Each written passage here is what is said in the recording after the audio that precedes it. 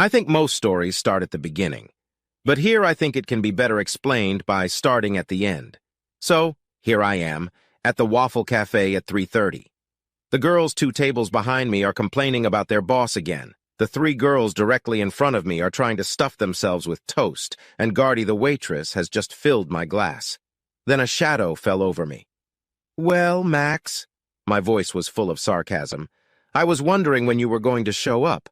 Max was Maxwell Carnes, my former father-in-law. Chris, Can we talk? Damn, I'd known this man for over 3 years now, and this was the first time I'd ever been appreciated by him because I saw someone different, not super confident and all-controlling. I needed to hear it and see it. "Sit down, Max. You're scaring the kids." And he sat down across from me. The girls looked at us with a surprised look. You see, Max has always been a strong man, both in body and mind. After all, he owns the biggest warehouse in the county and the only real trucking business within 100 miles around. When, some 15 years ago, the local economy went south, Max stayed afloat, and many people owe him their livelihoods, their homes, and, heck, their lives. Take into account also the fact that he's 6 feet 6 inches tall, plus he still looks like he works in the big house and is someone people didn't mess with. Max sat across from me in a separate booth. Damn, he looked like shit. Unshaven, circles around his eyes, insomnia at the Carn house. Poor kids. "Chris, I know you're hurting, but can't you and Kelly get over this little incident and—" "Little incident?" I forced myself to shut up with an effort, even though my heart seemed to be beating like it was about to burst out of my chest. My hands were sweating, and I fought the urge to strangle the man sitting in front of me. It took me a few seconds to calm down, reminding myself that I didn't want to fight him. I wanted to win. As I calmed down, I noticed that everyone seemed to be trying their best to ignore us. But damn it, I knew they wanted to listen. They wanted dirt. Well, why not give it to them? "Okay, Max, what part of this incident do you want me to forget?" I asked, not raising my voice, but not trying to whisper either. "It was just one time." "Wrong, Max, it went on for years, and you know it. She's never done this before. She's never cheated." "Come on, Max. You want to hear the whole truth? Fine." I picked up my biscuit. "When I first met her and tried to get her number, she deliberately flaunted every guy who wanted to sleep with her, as well as the ones who had already slept with her." "Why, Max? Why was she doing that?" "She tried to push you away, Chris, but you defeated her and—" "Nope," I said, interrupting him as I spread apple jam on my toast. "She was trying to see if I was willing to fight for her, and like an idiot I did. I gave her the attention she demanded." I took a bite of my cookie and continued. "And then she brought me home to introduce me to Dad, and you hated me even then. Hated my politics, hated my career, hated my style and everything. At first I thought it was just Papa Bear growling, but no, you just didn't like me. I wasn't good enough for your precious little girl." I took another bite. The jam was good. Max's jaw went up and down, but the words couldn't get out of his mouth. We both knew I was right, and he couldn't argue with that. "But I wanted to live with it. I had to prove to you that I was a good guy, but I couldn't do it." "Don't argue with Daddy, just accept what he says and don't say or do anything." Oh, we had a few battle royals over that, and after all that, I just sat back and let you insult me. Tell me, was there such a thing as me humiliating you in front of all your friends, sitting there arguing with you about everything and winning? No, you don't remember that. Hell, I didn't care. I wanted us to stay together. Do you wonder what she was trying to do? See how subservient I was? I took a big sip of my drink, which gave me a chance to scrutinize Max. He hadn't expected this. He wanted me to be hurt and torn. Then he could come up to me, begging and crying in his humility to save my marriage. Yes, just like that. Do you know what happened then? She started hanging around with old boyfriends again, telling me they were just friends. I held up my hand to stop Max from rushing to her defense.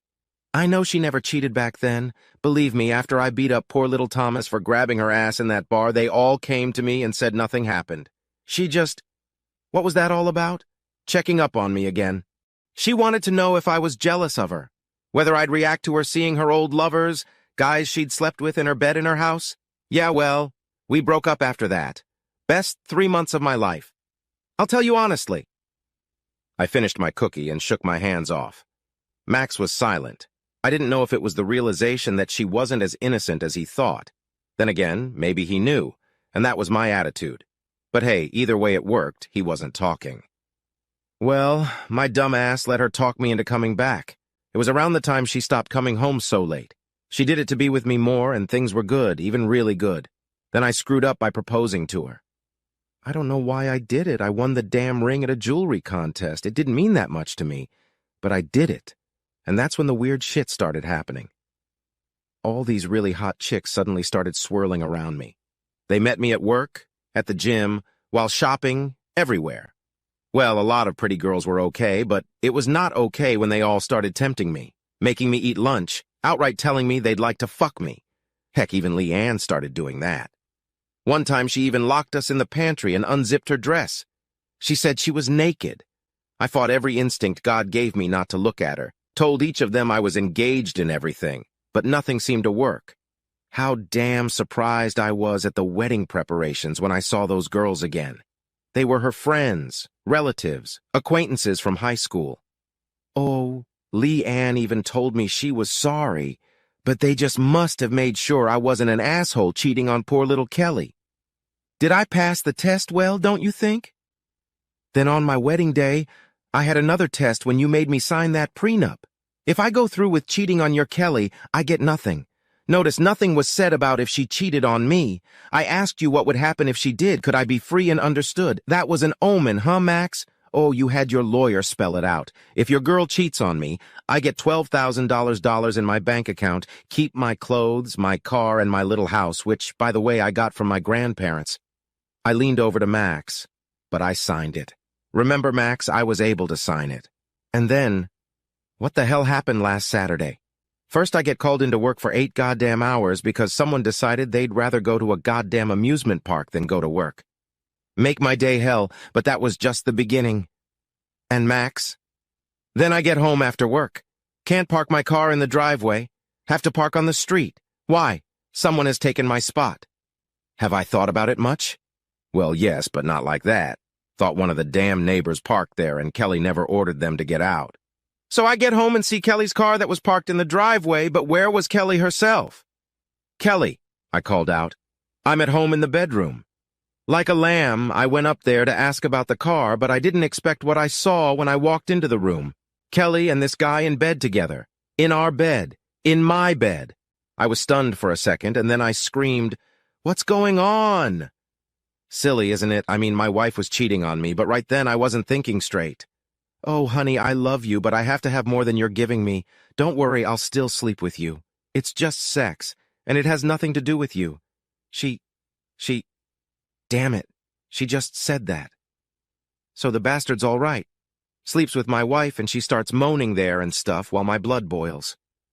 But she went even further. Honey, can you get us something to drink, please?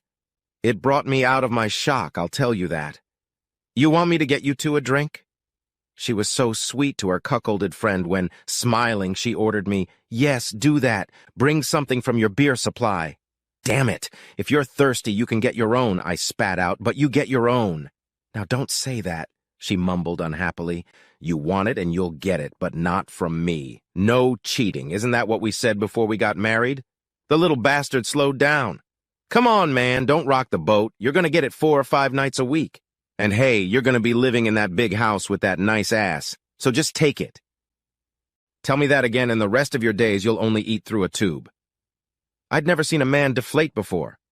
Fuck you, bitch! Keep the goddamn house! I'm leaving! I shouted, and who the hell did I run into in the hallway? Mike, your damn son! What a twisted family you have, huh? Mike was so eager to help his sister. Slow down, Chris, it's not like you... Fuck you! What the hell are you doing here? No, forget it, I'm getting out of here, get out of my way! I tried to walk past him, but he grabbed my arm. Now you know I don't like Mike, so when he grabbed me, that's when I did it, you know? Does he feel better now? 1 punch? That's all it took. I swear I was going to try to break his jaw, but I hit him in the neck. Dude, if you ever get punched in the throat, you're out of the fight. Then I headed to my room and grabbed my camping backpack. I needed that gear, and headed for the door. Mike's feeling better, Chris. Well, the doctors say that. Great, but really, who cares? I toyed with the toast before continuing. What was I saying? Oh, yeah.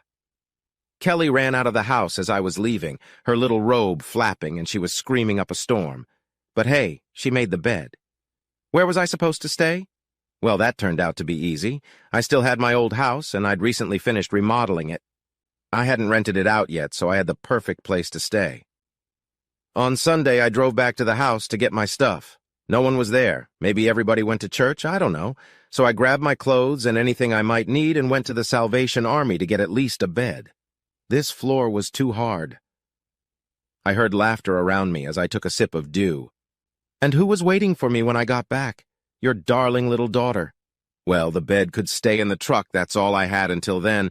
Parked the truck and headed for the door to get in. "Chris! Chris!" she yelled. Man, she ran from her car toward me as fast as she could. "Wait, please, we need to talk. I need to explain everything." Well, that's all I heard because that's when I walked into the house. She was banging on the door, pounding and ringing and everything, but I wasn't going to talk to the bitch. What's there to explain? She was fucking another guy in my bed. End of story. So what did I do? Open the door and yelled at her? No. Maybe called the police? No. Slipped out the back door? No. I put on my headphones and started reading a magazine. Eventually, the cops came and ordered her out. It took them a while to get me to open the door, but after I noticed their car lights, I was forced to do it. No big deal. My house is in my name.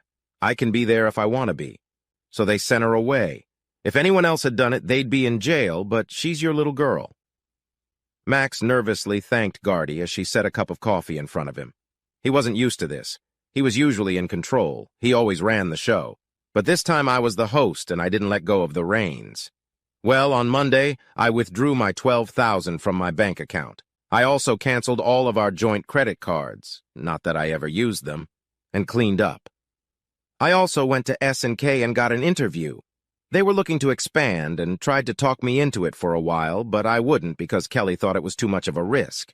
Heck, when I went to them myself, they made me an offer, a good one too. I accepted it. Then I went to work, walked into my boss's office. "Tom, I hate to say this, but I'm leaving." "Why? I thought you liked it here." The man was genuinely concerned. "In fact, I hate it. You're a good boss, man, but I didn't go to college to be a clerk. Look, I hate to leave you stranded, but I recently caught my wife cheating on me and I have to leave." "Shit, really, Kelly? Well, I don't want to let you go. Is there any chance I can talk you out of it?" he asked. "Sorry, Tom, there's nothing you can do. Thanks for everything." So, I left the office, but I saw his slick secretary talking so innocently on the phone. You know the witch was telling someone what she accidentally overheard. Then I went to see Mrs. Hines. Nice shark, isn't she? Yeah, I know she has an assistant helping me with my divorce, but there was another person waiting for me who was hoping Kelly wouldn't get the paperwork at work on Tuesday. Well, they kept trying to get me to talk to her all day yesterday after the papers were served and all day today, but I just walked away. I guess your guys were watching me and saw my car. You thought you were going to fix that between Kelly and me? So, Max, what was that little incident? Did she sleep with someone else in our marriage bed? Let's see, Max. Why did she cheat? Look, I had choice one. I had to leave them in my bed. Well, she would have liked that. A higher sex drive would have been satisfied. Heck, half the fun in the chase is making her want you so badly that she attacks you. But Kelly never liked the little notes, the calls at work, the lunches, the little gifts. A waste of time and money. Oh, I think she was getting revenge on me for cheating on her. No, wait, I never did that. I didn't have an affair while I was dating her or married to her. That can't be true. Oh, she heard about the bachelor party and wanted to get me back for that. Wait, because I spent that night talking to Stacy and Mike after their last fight. Now, why was she cheating? And how did she want to make things right? I tried to give her everything in her emotional and physical needs. What if this was another test? To see if I was in love with her or if I just needed the money she had. The money you were spending to support her edible flower store. Oh, I like that. What if she wanted me to find them, get mad, and beat up a guy or run away? Well, that would explain Mike showing up. He was there to keep me from killing the guy or keeping me from running away so she can tell me that she's that happy with me, that now she knows I really love her because if I was there for the money, I'd be fine if she was committing adultery. But that's just me gone. I didn't play that game, Max. For years, I tried to endure your whole damn family and your trials. But what did I get? Trust? Love? Respect? No, I came home to see her sleeping with another man so I could prove myself again. Max finally came to his senses. Isn't there something that could save your marriage? I know Kelly genuinely loves you, he almost pleaded. Does she love me, Max? I'm tired, man, I really am. I heard someone open the door of the Waffle Cafe. I don't know what you did, Max, to raise your daughter like that, but I can't live with it anymore. And she's never going to change. She needs someone who can constantly show her he needs her. And I don't have that anymore. She tested me for the last time. I loved her, Max, but she killed that. I hope you're all happy now. I stood up. Max didn't move. As I put on my jacket, I saw Kelly standing at the counter. She had heard my last remark. She must have been the last person to enter. She stood there as our eyes met. I saw tears in her eyes, a tremor in her chin, but I felt nothing.